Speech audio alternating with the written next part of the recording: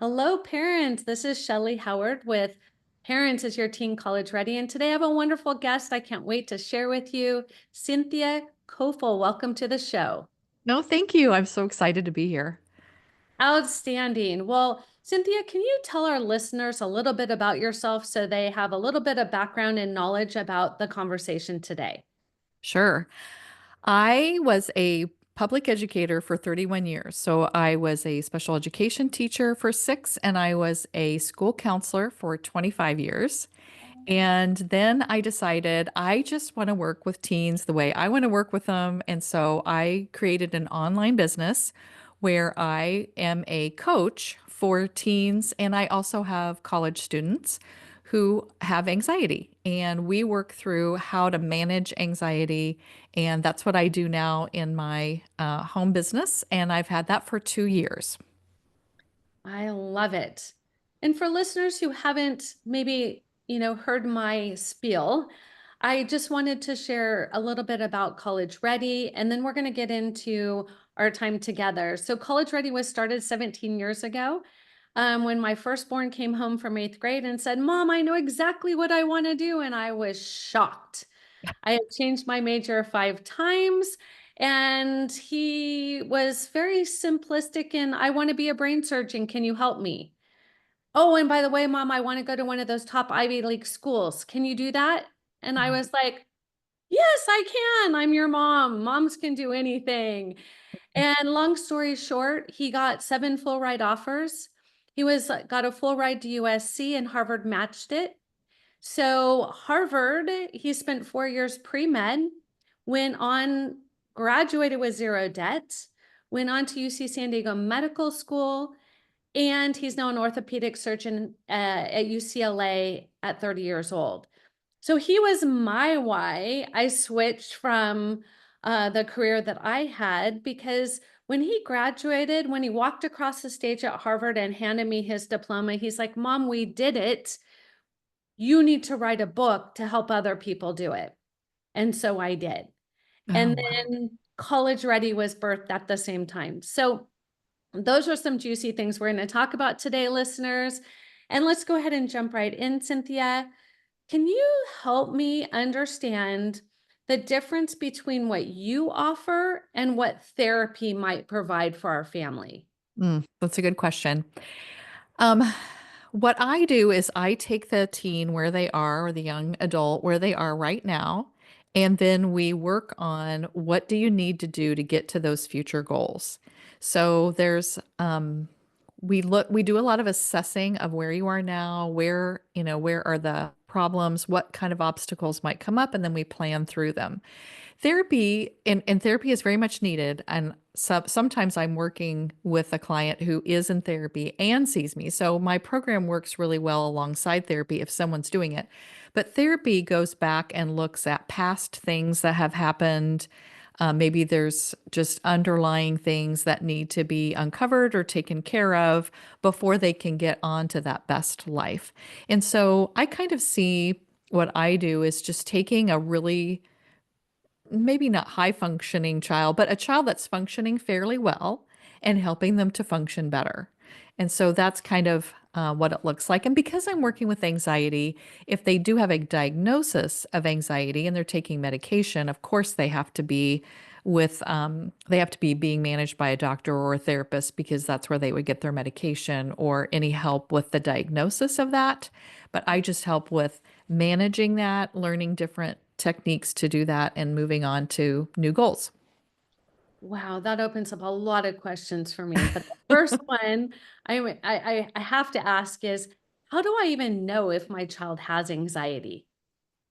Well, everyone has anxiety. And so that's the tricky part because not everyone has diagnosable anxiety, but everyone has anxious moments about things that are new and different. And college is one of those things, or just anything that's new, like the beginning of a school year, or going into a new class, or learning an instrument for the first time, or driving. There's so many things that we are doing for the first time through that teenage, young adult time.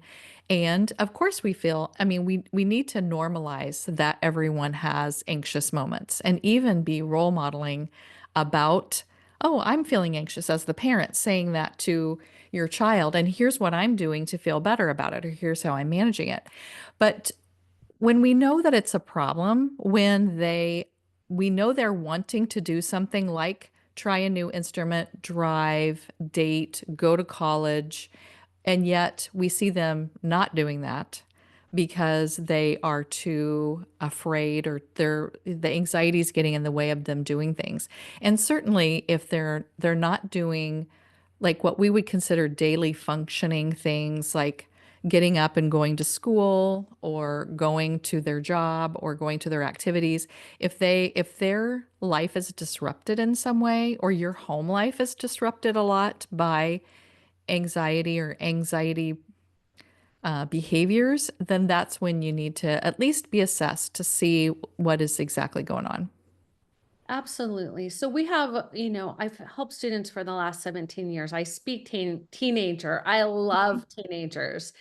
And one thing I do know that definitely drives anxiety is test taking. The Hmm. SAT, the ACT, the PSAT, the AP, I can go on and on and on. Yes. And that is a real thing. And so I help families understand that if a student has a high GPA and a low test score, that is a concern for college because Hmm. they're like, you have to test when you get here. It may be Hmm. optional to get in right now, but it still is something you have to learn the skill. Hmm. So my second child had massive test anxiety, and I thought I tried everything, but I would love to hear how you could help that child, or maybe some ways parents can understand why their test score doesn't match their GPA, and what can they do to handle that, because it's not over when they finish high school. So Right. how do you address test anxiety?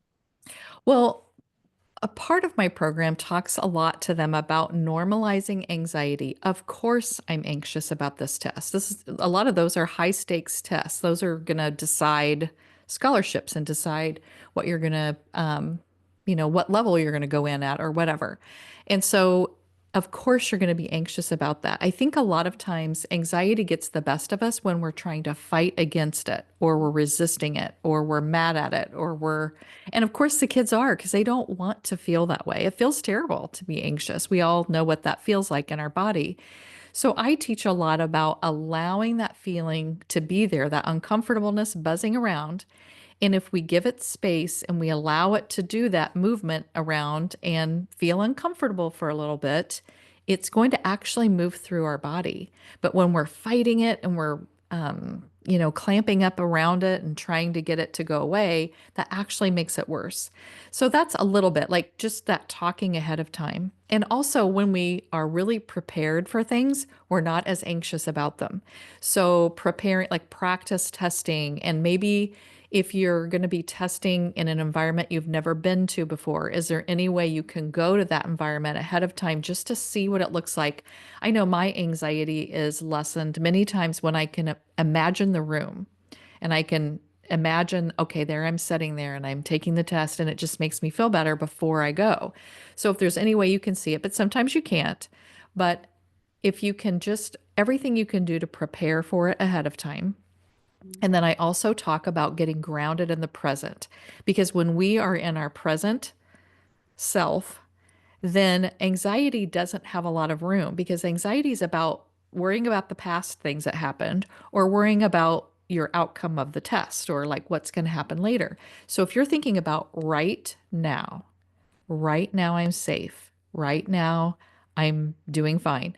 And then in order to be able to get grounded, we just have to use our five senses. So I tell them, when you go into the testing center, what does the door feel like when you're opening the door to go in? What sounds are you hearing around you? What does it smell like in there? Like everything that you can do to bring yourself into the right now, and just like those deep breaths, because if you're breathing deep and slow, your body has to calm down. It can't stay in a heightened state if you are really doing deep breaths. So, deep breaths are easy to do. No one knows what you're doing. And you can be doing that as you're getting prepared to sit down to take that test. So, all of those kinds of things. So, you have to do stuff ahead of time, like the preparing for it. But then there's a lot of stuff the day of and walking in that you can do. Wow, that it's so helpful. It seems so simplistic that I think that's why a lot of us skip over, like, Mhm. yeah, just calm yourself down. But I do remember telling my daughter, like, I would watch her test prep for hours, and she'd take the test and she'd come home and she said, I bombed it. And I'm like, Mhm. how is that even possible? She goes, Mom, when I sat down, my brain flipped off. Mhm. It left me. Mhm. And my heart was racing and so on and so forth. And so I love that you teach them these skills that are life skills Mhm. that they can carry with them now and in the future. We add a few things to that as well, where we tell students, if you have the score, we can tell any student, here's the test score you need to get into your dream school, whatever that may be. So now they have a measurable goal. They can visualize that. Now they need to take a practice test and get that score so they can see they can do it, Mhm. which brings down that anxiety. Yeah. And then actually lay everything out or put it in the car, the pencil, Mhm. the calculator, so in the morning they're not all over the place and Mhm. have GPS set, directions set. So what you say is what I say. Mhm. What a beautiful thing. I love that. Yes. Well, and when you're talking about your brain just sort of blanks, that that is by design. Like we when we are in an anxious state, when our body is alarmed, part of our brain actually does shut down because if we're in a life or death situation, which is what our body thinks at that time, even though we're not life or death in a test, but our body thinks that, and so our body just thinks, oh, this is a time when they need to not think and just go. And so that's when the brain gets turned off. And that's why there, it's like I can't access this information. And that's why it's so important to keep your body in a regulated state because then your brain can stay online, which then has access to the information. Wow. I just told her I don't get it. Well, I don't get it either. I'm a good test taker, but I know that that can be a problem.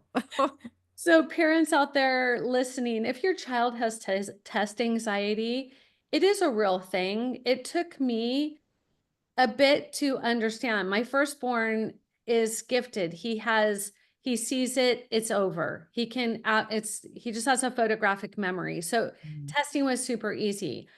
So when my secondborn came to me and said, Mom, I am studying. I thought maybe she wasn't studying to her full potential. And I did everything I could with the right test prep and giving her all the resources. But the one thing I didn't lean into is your anxiety is real Mhm. because I didn't know how I could help her. So having you as a resource, outstanding. I love it. I love it. Let's switch gears a little bit and let's talk about how your program is different from other programs. Well, I was trained to do the UMAP assessment probably a year ago. And when I started working with anxiety, it was mostly just like this feeling the feelings and reframing our thoughts and preparing for things and making plans for anxiety. But when I got trained to do the UMAP assessment, I saw a really good opportunity to add this into what I'm doing. So the UMAP assessment is 4 assessments in one, and it creates a profile, but it shows my clients what their top 5 strengths are, and it uses Clifton strengths, which I think is fun because that's already a very reputable um, strengths measure. So they learn what their top 5 strengths are, they learn what their values are, their preferred versus burnout skills, and then also their personality or interests. And so, even though if they have a future planning, like if they have a lot of anxiety over the future and like where will I go to school and what will I study, we use Mhm. that information to help decide those things as well. But I use the strengths a lot just to show them that these strengths can be used in every area of your life and you can use them to manage anxiety. And if we have a good why, which is their values, of why do we want to manage our anxiety? Like if somebody has a value of adventure Mhm. and they're staying in their house all the time because they are anxious, then they're not valuing that adventure piece of them. And so we talk about because adventure is a value of yours, then we need to figure out a way to get past the uncertainty, get past the worrying about what happens when I go outside, because you want to be adventurous, because our values, when we're living in alignment with our values, that's when we're our happiest and when we're our most successful. And so I talk to them a lot about how to use those things. So I don't think there's a lot of anxiety programs that use strengths and values and interests, and because I was a school counselor, I love kind of that future planning piece. And so if they have anxiety around that future planning, which a lot of them do, then we just kind of add that into it. So I think that's what's maybe makes my program different, and my 31 years of experience of working with young people, which um, lots of people are great with working with young people, but I think the more experience you have, you just kind of talk their language, like what you were saying. I love that. The first thing we do in our program is similar. We start with their core values, their gifts, their talents, their advocacy. The thing we do a little bit different is we help them to build a passion with purpose project where Mm, they get to lean into, here's my passion. That is what I want to see changed in the world. So they get to test out those skills to see, do I like people? Do I not? mhm. And gently, serve another person, because the focus is then taken off of them and put on somebody else. So I love the future planning piece, Mhm. because at least with the students that I get to support, it's their massive anxiety. Yeah. It truly is. I mean, other than the, social media always in front of them and never being good enough, that's the other one, Mm. Right? and that's what I wanna switch to next. So for those parents who are like, "Okay, my kid was fine until they got a cell phone and a computer, and now they're having all this massive anxiety." Can you help that child? Oh, definitely. I mean, there's lots you can teach about that. I don't think that young people realize the impact that cell phones have had on them. I am still learning about it.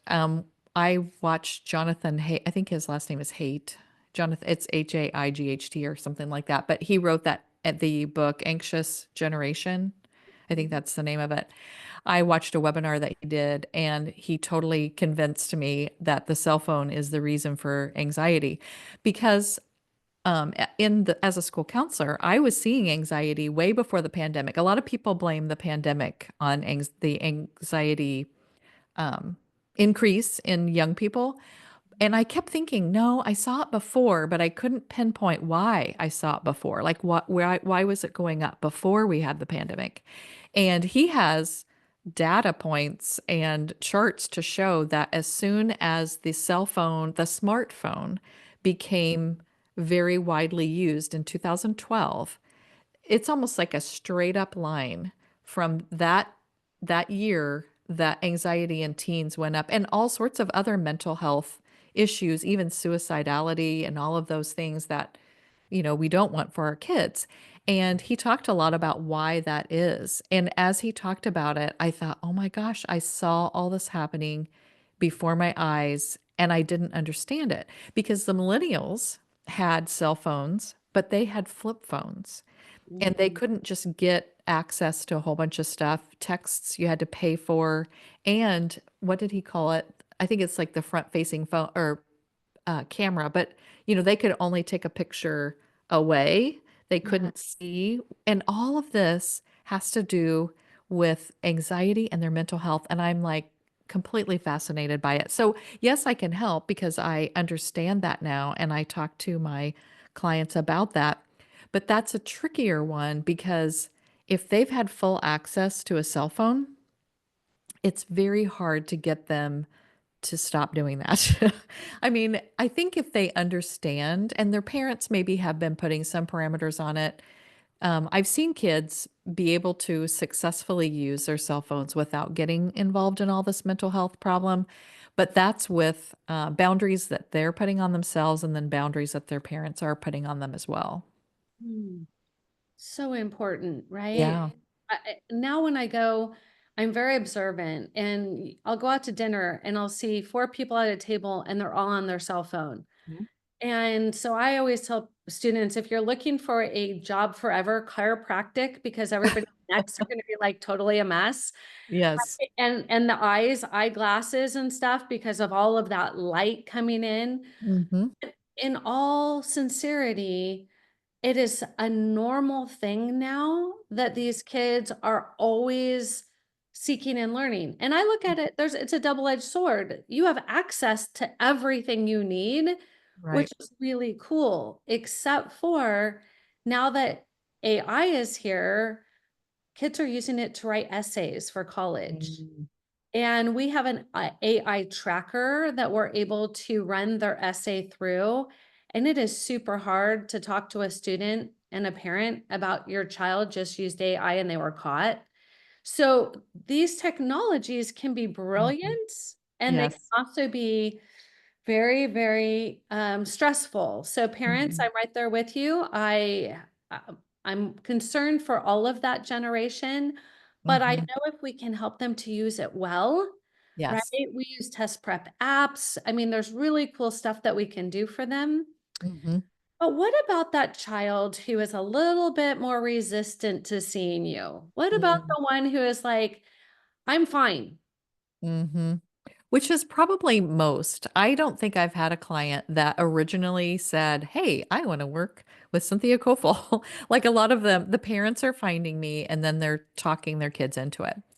I I just suggest to parents I do a free consult for the parents, but I will also do a second free consult for an hour with the child alone, and I let them decide, like, "Let's chat, let's talk, let's see if we can create a connection," and because I have all this experience working with teens and I do talk, teen language, and I sometimes feel like I'm, like, secretly a teenager in my brain, so I feel like that's part of Me too. why I totally get it, but, um, I don't have trouble, like, making those connections. And so if we can just get them on the call and just have them try it. Now, and if they don't, if they're like, that's not a good connection for me, and of course I couldn't connect 100% with every kid on the earth, but I don't usually have trouble with that. So if you can just talk them into doing that 1 hour just talking with me, and we can I just usually talk about whatever they wanna talk about, what things are getting in the way of the things that you wanna do.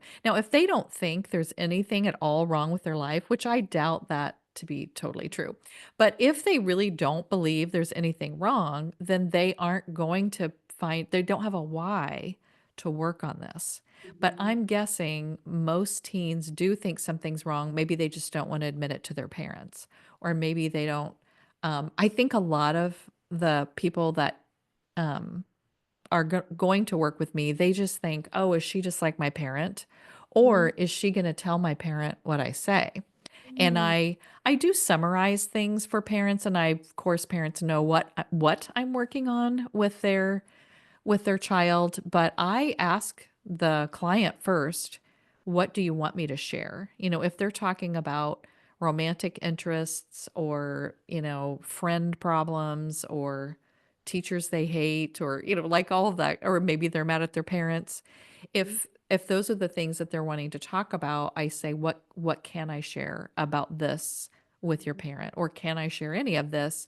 But there's always stuff I can share, but and very rarely do kids not want me to share anything. There's sometimes they're like, "Well, don't tell them that I'm mad at them," or "Don't tell them that I think they're weird," or whatever, and I don't, do that part of it. But, so I think just giving them if they just give me a chance to visit just for that hour, it's almost always a go. And trying to get them to do something they don't want to do anyway is Mhm. always an uphill battle. I often, when I'm working with the teenagers, find out that they just didn't know what they were going to talk about, and the Yeah. unknown brought them Yes. anxiety. Mhm. And so you're just like I am in the fact of when they figure out we're here to help them and support them, they absolutely see the value, and Mhm. that once they see the value, their why is like, "I have somebody on my team. I'm not Mhm. in this alone." And Mhm. as a parent, we all wanna be that go-to person, let's be honest, like, at least I did. Yeah. I know my 4th, my stepdaughter, I had to pay one of my consultants to tell her what I would tell her Uh-huh. because as stepmom, it was not being received the way that I would have liked it. Mhm. So there's some beauty in that gentle approach you're taking. I think it's super valuable. Mhm. I've often thought about using the tagline, "A voice your teen will listen to," or "A voice your teen will hear," because I am saying the same things that their parents are saying almost always, and it's just different. I don't have an agenda. I love them and care about what happens to them, but I don't the parent of course, I'm a parent. I have an agenda for my kids. And it's just different because if they don't go to college, but their parent wants them to, that's not the end of the world for me. I'm just gonna talk to them about, why they want to do that or not do that. So it is different for them. I totally agree. I mean, we've had some conversations that had nothing to do with college whatsoever, Mhm. but they wanted to know, "Hey, how will this affect my chances in my future, career, Yeah. whatever that may be?" Mhm. I think having a village to surround these young people is so important, and that's why I wanted to share with my audience. So I am so grateful for your help. Is there any last words of encouragement or thoughts that you would want to share?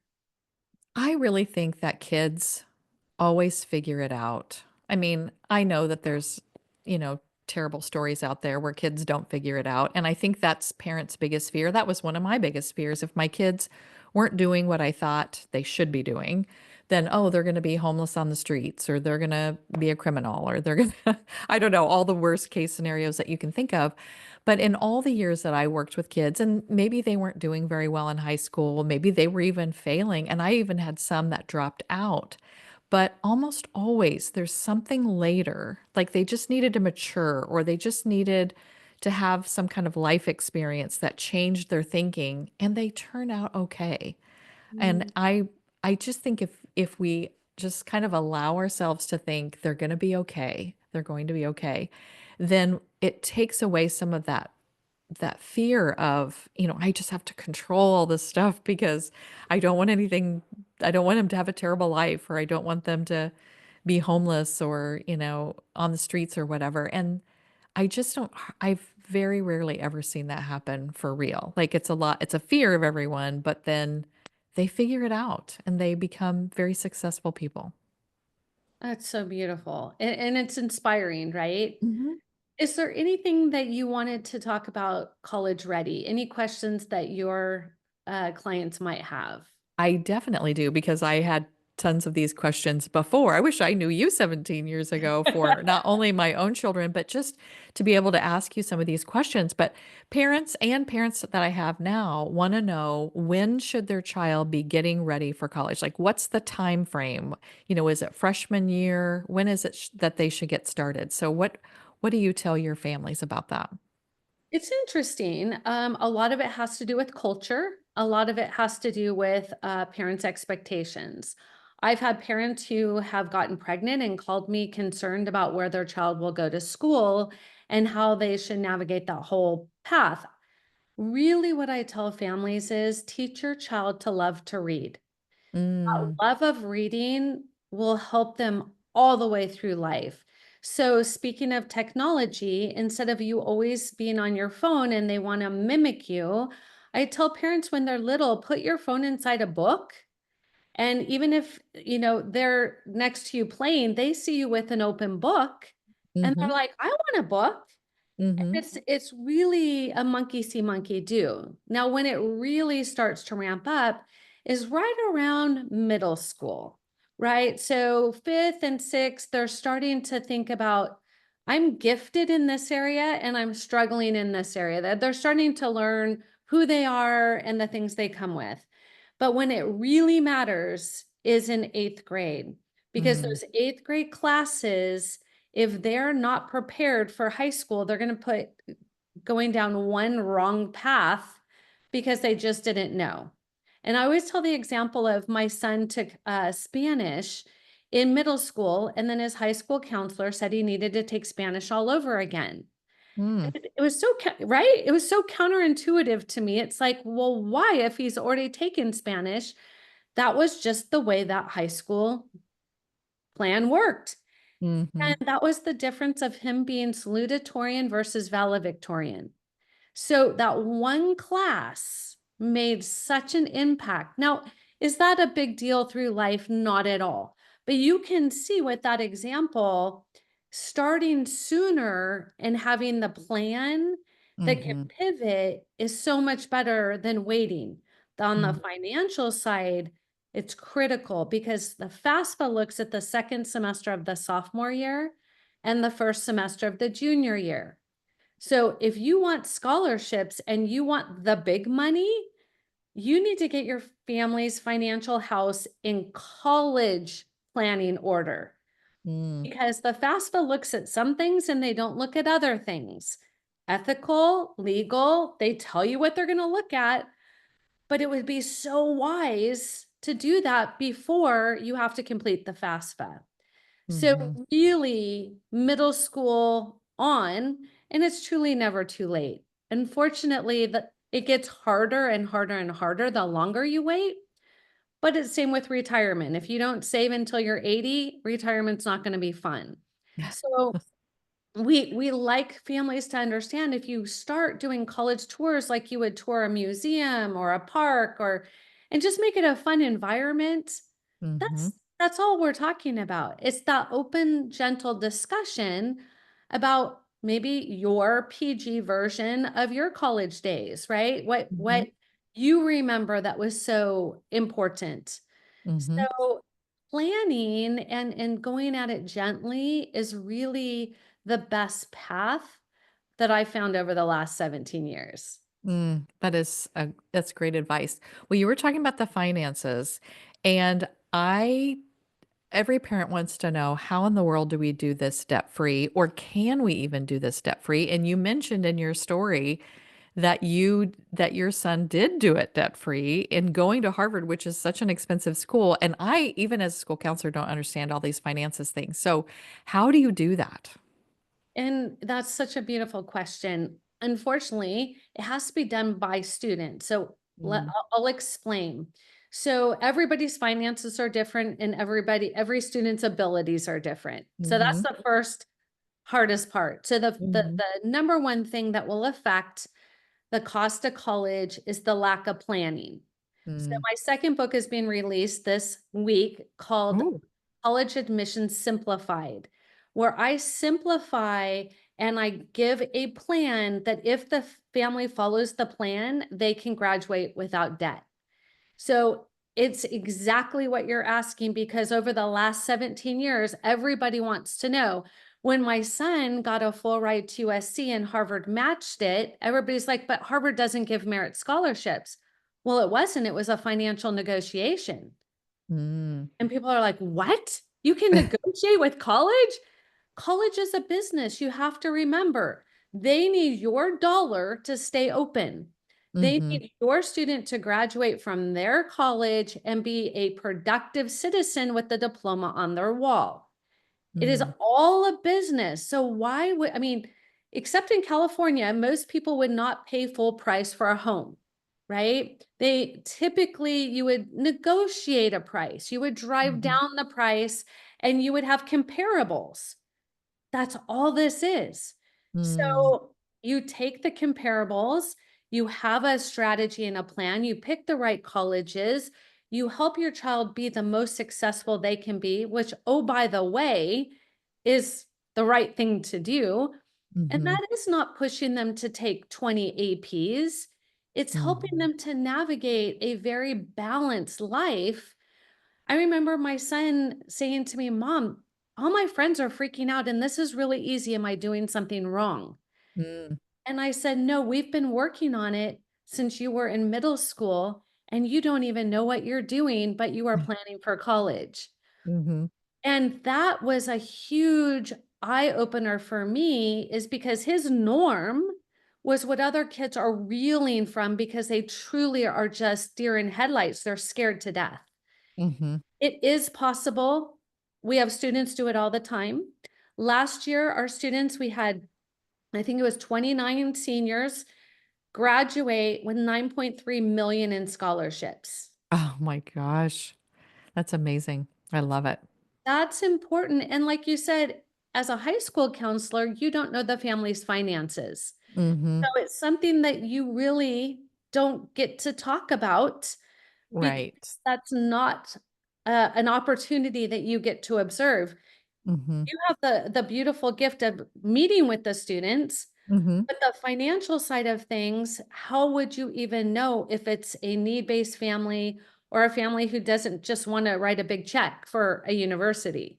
Right, and there are both, definitely. Because I remember even though I didn't know their finances, you can sometimes tell or sometimes they would say something about it during the college process. Well, so how does College Ready help those families through this process? Like, what does your program do to help the parents go through this? So the program is there's not one other program like it in the world. Because when everybody kept asking me what it took to get my son first accepted to Harvard and then to do it without debt, there was nothing that there were no resources available to me. There were people like his high school counselor who was wonderful, but she just kept telling me, "He's got all A's, he's doing great, leave him alone." Like Mhm. that was the Yeah. strategy, right? Like I'm Mhm. dealing with kids who are not showing up for school.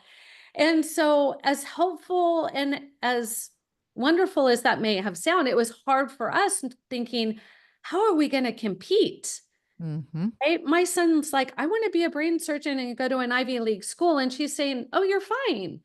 So then we stepped it up to the next level and we're like, okay, what is this need? And I built him as I build businesses. So I'm 7-time entrepreneur. I've started 7 businesses. And so I took his want of an Ivy League education pre-med and I reverse engineered it. Mm. So that's what we do with each child. We figure out what is their academic plan? What is their testing strategy? How will they show colleges they have leadership? How will they step into passion with a purpose so they can talk about their compassion and empathy? We help students balance life and school, right? Extracurriculars. These kids are doing multi sports and theaters. And I know I felt like a taxi cab, right? So we have to help them to understand that doing a zillion things is not what colleges are looking for. They're Mhm. looking for depth and breadth, and they're looking for who is that child. Mhm. Then we help them to really put a resume together for letters of recommendation. We have essay editors that help them polish, not write, help them polish their essays, application reviewers, then we help the family get their financial house in order, help them understand where the big scholarships are, and that's what it takes. So it's Mhm. not easy, and not everybody may want to do it. Mhm. But for those of you who do, it is possible. And I just want to encourage you to either, go to our website, get free resources, attend our free webinars. If you are like, hey, I'm a busy parent, I just want somebody to do this, tag your it me to help you with that.